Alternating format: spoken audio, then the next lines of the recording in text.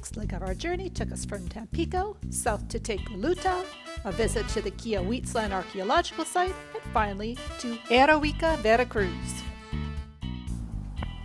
The drivers in Mexico pretty much take everything in stride.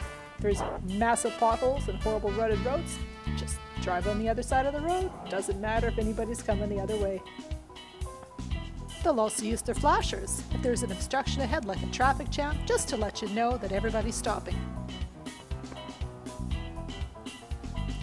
They'll also sit with their right signal on if they are going too slow and they want you to pass them. Gotta pay attention, that's for sure. The local motorcyclists are so skinny, they'll just squeeze anywhere.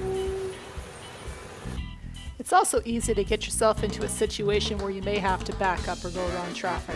So always make sure you don't stop too close to the person in front of you and leave yourself an escape route. The drivers here are freaking insane. Tell them how insane. The cake is really good. Just south of Tampico, we started to get into the agricultural districts. We could see coconuts, oranges, pineapples, bananas, and melons being grown. Calling this zone a palette. Very crazy. Look at all those oranges. Yummy. That's really Plantain. cool. Wow. Interesting. Oh, they got a pineapple there too.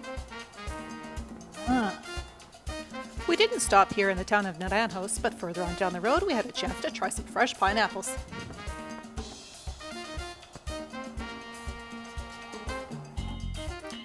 Most of the overpasses have fruit sellers hiding underneath to get out of the sun. On the side of the highway, eating pineapples. The first archaeological site we wanted to visit was El Tajín. We decided we were going to grab a hotel in the town of Papantla.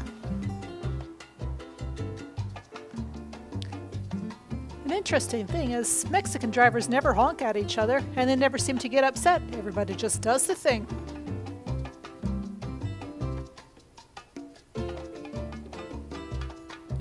We had to use the GPS to find the hotel. The skinny, cobbled, one-way streets were a total maze to navigate.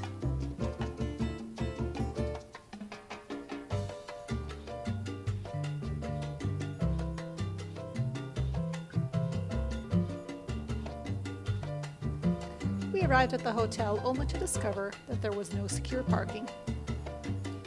And it was on to Google to find ourselves somewhere to stay for the night.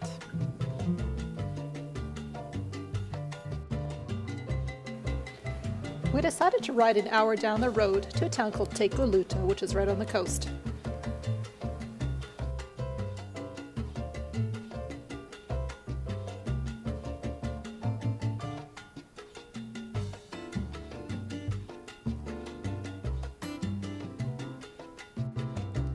We found the Hotel San Diego, which offered a thrifty room, a hotel pool, and covered parking, with a guard dog. We walked 2 blocks into the center of town to find some food and ended up at Restaurante El Cotero. Hello, buddy. How's it going?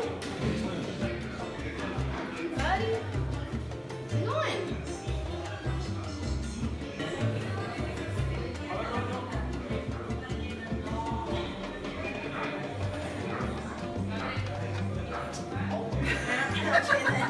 The bird turned out to be quite the nuisance and had to be shooed away from the table. Good me. Getting a video here? In his food. Yes, on my hand. Not wanting to backtrack, we decided just to skip Tecoluta and go straight to Quiahuitzlan.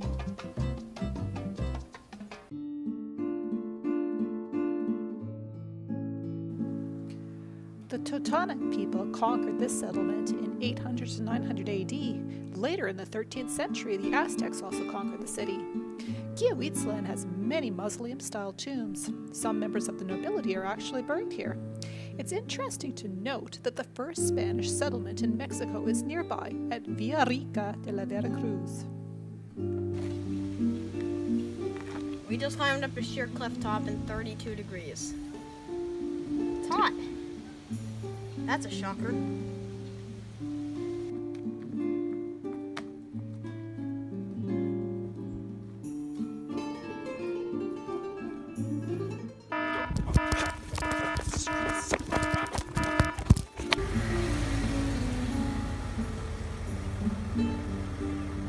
The area around Kiewicz is quite beautiful. There are many tiny villages with restaurants, hotels, and campgrounds. This campground was part of an ecotourism company. We didn't stay here, but we took note that perhaps next time we would probably come back to this one. Our day today was going to end at Tampico and Veracruz, where we got a nice hotel and started to do some laundry. Exactly what are you doing? I'm dividing up this new blue cocaine that we found in Mexico. It's for snorting laundry. Not doing laundry, washing laundry. Why are we doing this? Because it's so expensive to do laundry here, it's crazy. It's like $40 to do one washload of laundry. It's insane.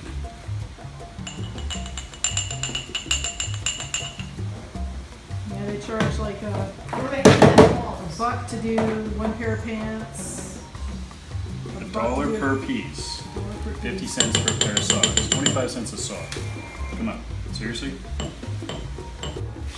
Many higher-end hotels actually have laundry facilities, so sometimes you have to splurge a little bit to get your laundry done. Panniers can be used for more than just hauling your luggage.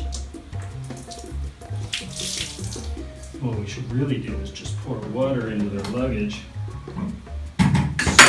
soap, and drive down a bumpy road. Drive down to team.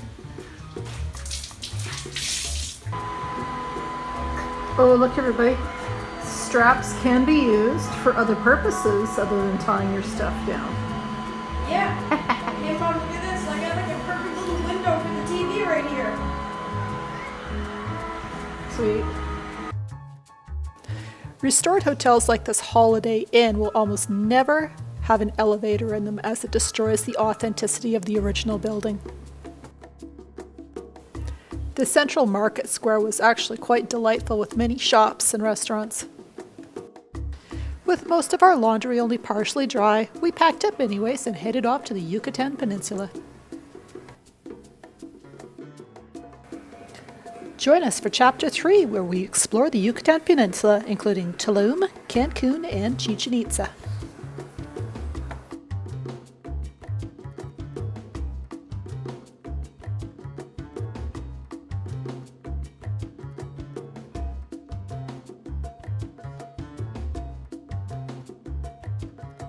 And now it's time for Max's Mexican joke of the day. What do you call a Mexican donkey's daughter?